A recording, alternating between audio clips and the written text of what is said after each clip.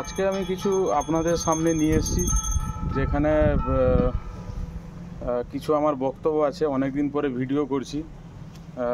আমাদের দৈনন্দিন জীবনে বাঁচার জন্য প্রত্যেক মানুষ চাই বাঁচতে, সুস্থ থাকতে, ফিট থাকতে। তবে খালি ব্যায়াম, যোগা, জিমে গিয়ে তো গেলেই খালি শরীর ঠিক থাকবে না। আপনার শরীরের ভিতরেও অনেক কিছু জিনিসে প্রবলেম থাকতে পারে, যেখানে আপনি সবসময় অসুস্থ থাকতে পারেন। তো তার জন্য আমি আপনাকে কিছু টিপস বলছি।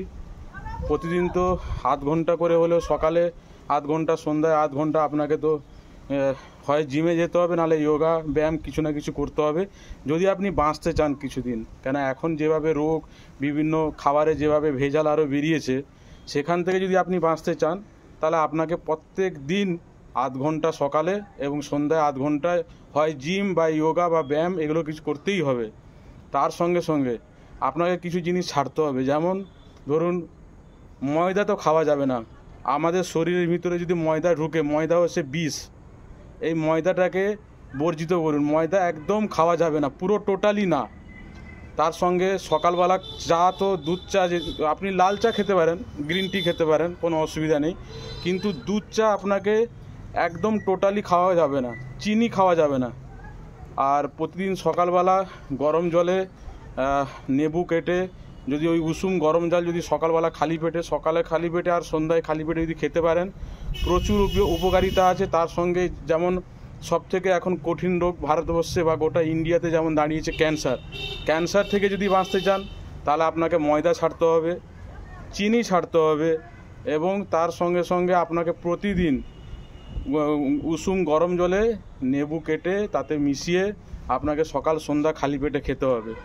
এবং যোগা, জিম নালে ব্যায়াম এটা মাস্ট করতে হবে সকালে এবং সন্ধ্যাবেলা। যদিও আমি অনেক দিন আসিনি, তবে আমি এরপরে যত ভিডিও বানাবো পেটের জন্য বানাবো। আমি চেস্ট বানাতে পারবো 1-1.5 মাসের মধ্যে, মাসলস বানিয়ে নিব, থাই বানিয়ে নিব।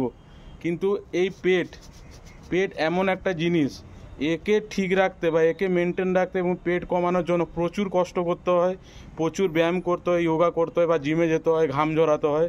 এবং পেটকে ঠিক রাখতে হলে বা পেটকে কমিয়ে রাখতে হলে, যেমন যাদের অনেক পেট হয়ে গেছে, চর্বি বেড়ে গেছে, তো তাদের জন্য আমি সামনে আরও অনেকগুলো ভিডিও নিয়ে আসছি, যেগুলোতে দেখতে পাবেন যে পেট কিভাবে কমানো যায়। কেন আমাদের দৈনন্দিন জীবনে একটা মানুষকে দেখতে যদি পেট বেরিয়ে গেছে, তাহলে কিন্তু দেখতে একদম ভালো লাগবে না।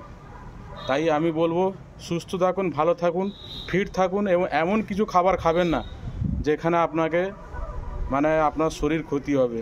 অ্যালকোহল তো খাবেন না, সিগারেট খাবেন না, ওই যে তিরাঙ্গা, রাজশ্রী, গুটখা এগুলো থেকে বর্জিত থাকুন। নমস্কার, জয় হিন্দ।